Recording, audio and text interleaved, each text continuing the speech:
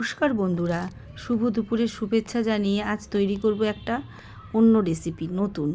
তার জন্য কড়াইয়ে সামান্য ঘি নিয়ে ভালোভাবে গরম করে নিয়ে তার মধ্যে গরম মশলা ও আদা ফোড়ন দিয়ে ভালো মতন ভেজে নিয়ে সামান্য আলু দিয়ে দেব। তার মধ্যে আলুগুলোর মধ্যে লবণ হলুদ মেখে ভালো করে ভেজে নিতে হবে।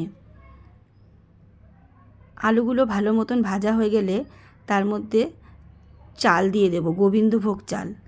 সেটা দিয়ে ভালো মতন নাড়াচাড়া করে আমাদের ভাজতে হবে, যাতে চালগুলো ফুটে ফুটে না যায় সেদিকে লক্ষ্য রাখতে হবে কম আঁচে। তার মধ্যে সামান্য কাঁচা লঙ্কা ফোড়ন দিয়ে দেব, দিয়ে কাঁচা লঙ্কাগুলো দিয়ে ভালো মতন ভেজে নিয়ে তার মধ্যে গরম জল দিয়ে দেব।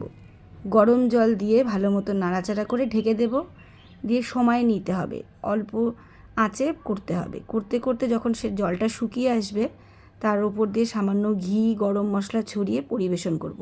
অসাধারণ লাগে খেতে।